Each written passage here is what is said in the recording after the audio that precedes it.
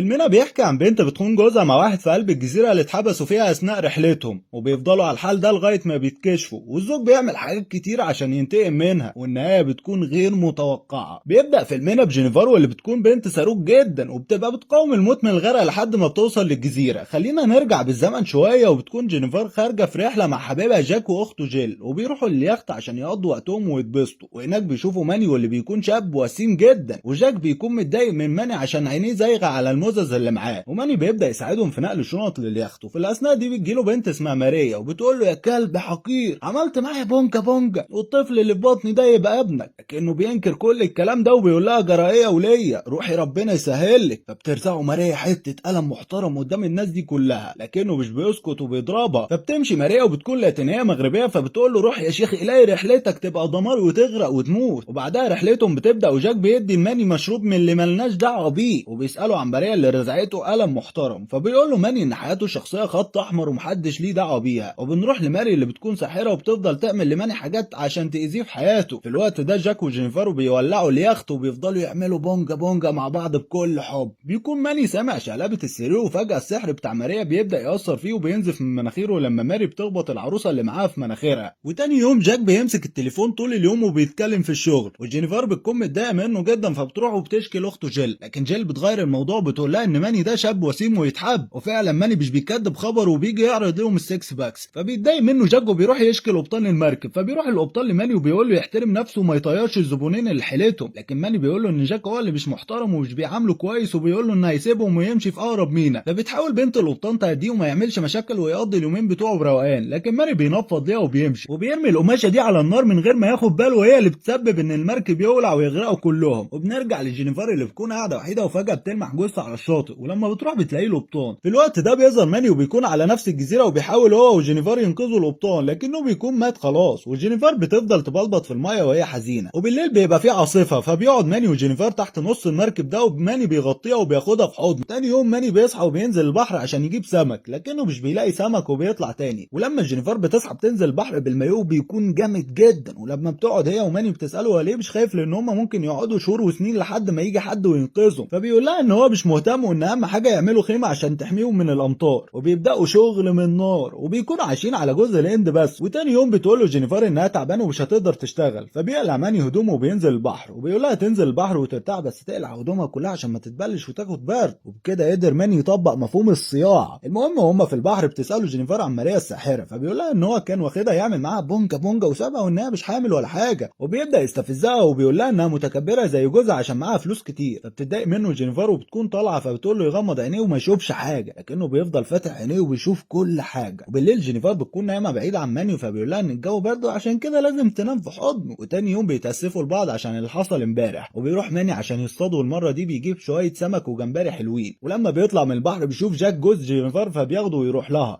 وهي طبعا بتاخده بالاحضان، وبتبدا تاكله جوز الهند بكل حب. وبيكون جاك مبسوط جدا من ماني عشان انقذ جينيفر وانقذه. وبعدها جاك بيروح في النوم، وماني وجينيفر بيقعدوا مع بعض، وجينيفر بتشكره على انقاذه لجاك، لكن ماني بيقول لها يا ريتني سبته يغرق ويموت، وبيسيبها وبيمشي. فبتعرف جينيفر ان ماني واقع في حبها. لما بيصحى جاك بيشوف ماني وجينيفر بياخدوا دش سخن في البحر، ولما بيطلعوا بيلاقوا جاك عامل نار بالولاعه اللي معاه، فبيفرحوا جدا لان هم هياكلوا لحم مشوي. وبيعدي شويه وقت، وبيكون جاك شاكك في ماني وجينيفر ان هم عملوا بونجا بونجا مع بعض. لما بيقول لجينيفر فبتقول له ان هي ازاي يشك فيها، وانها من عيله محترمه جدا وبنت اصول وما بتعملش بونجا بونجا مع اي حد غريب. بعدها جاك بيقرر يروح يصطاد بنفسه عشان ما يعتمدش على ماني ويبقى ليه الفضل عليه، لكنه مش بيعرف يصطاد وبيطلع. وبعدها ماني بيطلب من حد فيهم ينزل يساعده، فبتروح جينيفر طبعا لماني قدام قرطاس الجوافه جاك. ولما بيرجعوا جاك بيقول لها انه عارف انها عملت بونجا بونجا مع ماني، فبتتضايق منه جينيفر جدا، وبتقول له ان هم بقالهم ايام على الجزيره هي وماني لوحدهم وما عملوش بونجا بونجا مع بعض. وتاني يوم بتروح جينيفر تلعب مع ماني في المايه، ولما بيخرجوا بيلاقوا جاك عامل خيمه، وبيقول لماني يروح ينام بعيد عشان هو هينام هو وجينيفر لوحدهم. ماني بيكون متضايق لكنه بيمشي. وتاني يوم جينيفر بتطلع لماني وبتقول له ان جاك شاكك فيهم، فبيقول لها ماني يعملوا واحد بونجا بونجا عشان شك جاك يبقى في مكانه. وفي نفس اليوم جاك بيفضل يعامل ماني زي الزفت لحد ما بيتضايق منه، وبيقول له ان هو ما عملش بونجا بونجا مع جينيفر لكنه هيعمل قريب جدا. وبيقرر جاك لتاني مره انه يعتمد على نفسه ويجيب اكله هو وجينيفر من غير مساعده ماني. فبتروح له جينيفر وبتقول له ان هو اللي بيعمله ده غلط بتعيط وكده وهيموتوا من الجوع، فبيقول لها ان هو هيتصرف ويجيب اي اكل لكنه مش هيطلب مساعده ماني. وبعدها بنشوفه وهو حتى مش عارف يامن الفطار بتاعهم وبيلاقي كائن غريب ولما بياكله بيلاقيه مر وبيرميه. اما ماني بيكون حرفوش والسفره عنده مليانه سمك وبياكل وبيتبسط زي ما هو عايز. وفي يوم جينيفر بتكون جعانه جدا وجاك بيكون بيدور على اي حاجه يطفحوها، فبتروح جينيفر لماني عشان تاكل معاه لكنها بتكون متردده عشان جاك لو شافها هيزعل، بس ماني بيقنعها تاخد اكل. ولما بتروح لمكانها جاك بيجي وبيسالها عن الاكل، فبتقول له انها سرقته من ماني من غير ما ياخد باله، لكنه مش بيكون مصدق. ولما بيشوف الاكل مستوي بيعرف ان ماني سرق الولاعه منه عشان يعمل الاكل، فبيتضايق جدا وبيتخانق معاه وبتحوشهم جينيفر عن بعض. وتاني يوم بياخد جاك نضاره ماني وبيروح عشان يصطاد، وطبعا لما ماني بيقوم مش بيلاقي النضاره بتاعته، فبيتضايق جدا وبياخد الرمح بتاعه وبيجري الماء عشان يحطه في طيبه قلب جاك. ولما جينيفر بتشوفه بتجري وراه عشان تهديه، لكن اثناء ما جينيفر كانت بتهديه بتسلم ليه نفسها وبيعملوا بونجا بونجا قدام كل السمك وحياتك وكل المشاهدين. وبعدها جاك بيطلع وهو معاه شباره كبيره وبيرمي النضاره على ماني باستهزاء، لكن بيستغرب لما ماني مش بيتضايق. ولما بيروح وبيقول لجينيفر بتقول له انها عملت بونجا بونجا مع ماني لما كان في البحر، فبيتضايق جاك جدا وبيجرجرها لحد ما بيوصل لماني وبيقول له اشبع بيها يا وحش. وماني بيكون مبسوط جدا باللي حصل. ومن بعدها جاك بيبدا يعتمد على نفسه وبيعمل نضاره بنفسه وبينزل للبحر، وبيلاقي هناك مركب غرقانه فبياخدها وبيطلع للشاطئ عشان يصلحها. واول ما بيشوفوه ماني وجينيفر بيجروا عشان يساعدوه في تصليحها، لكنه بيزعق ليهم وبيقول لهم ان المركب دي بتاعه ومحدش هيلمسها. وبالليل جاك بيراقب ماني وجينيفر وهما بيعملوا بونجا بونجا في البحر، وبعدها بيتكلموا مع بعض عن المركب وان هما هيسرقوه بكره بعد ما جاك هيصلحه. وتاني يوم جاك بيصلح المركب وبيسيبها وبينزل البحر عشان يصطاد، فبيشوفوا ماني وجينيفر وبيروحوا على طول وبيسرقوا المركب وبينزلوا بيه البحر. جاك بيجري لكن مش بيلحقهم وبيقعد وهو مرتاح جدا ومبسوط، وده لانه خدعهم وما صلحش المركب اصلا. وبعد شويه امطار ماني وجينيفر بياخدوا بالهم لكن المركب بيغرق وبياخدوها عوم لغايه الشاطئ. بيكون جاك مستنيهم وهو في ايده الرمح عشان يقتل ماني، فبتحاول جينيفر انها تمنعه عشان حبيب القلب تعبان من العوم المسافه دي كلها. ولما ماني بيجري جاك بيرمي عليه رمح وبيصيبه وبيروح له عشان يموته، لكن جينيفر بتوقعه في الميه وماني بيستغل ده وبيضربه وبيبعده عنه. وبالليل جاك بيكون رابط جينيفر بالحبل، لكن ماني بيحضر وبيبدا يفشخ في جاك. جينيفر بتستغل خناقتهم وبتفك نفسها، وماني بيرمي جاك على النار فبتشبك فيه لكنه بيجري عشان يطفي نفسه في الميه، وماني وجينيفر بيهربوا منه. وتمر الايام وجاك وماني بيكونوا بيسرقوا في بعض طول الوقت. وبنعرف ان ماريا بتعمل سحرها لصالح جاك عشان يقتل ماني وبتعرفه مكانهم اللي مستخبيين فيه اللي هو فوق الشجره. ولما جاك بيروح بيرمي الرمح على ماني وبيوقعه على الارض وبيكون خلاص هيقتله، لكن جينيفر بتنط عليه وبتوقعه على الارض عشان تساعد ماني، فبياخد ماني صخره من على الارض عشان يقتل جاك، لكن ماريا بتوقعه على الارض بسحرها فبيدخل الرمح فيه وبيموت. وبنشوف جينيفر وهي حزينه جدا على موت ماني وبتكون عايزه تموت نفسها عشانه. لكن تاني يوم بيجي صياد للجزيره وبيشوف جينيفر لوحدها عشان جاك بيكون بيصطاد، فبتقول له جينيفر انها لوحدها على الجزيره، فبياخدها وبيركبها معاه القارب. في الوقت ده جاك بيوصل وبيشوفها وهي ماشيه بالقارب وبيفضل يسب ليها وللي جابوها لكنها ما بتعبروش. وهنا بينتهي الفيلم. ما تنساش بقى تعمل لنا لايك وتشير علشان نوصل لاكبر عدد ممكن من الناس، وتقول لي تحت في الكومنتات تحب المره الجايه نتكلم عن فيلم ايه. وبس كده، سلام.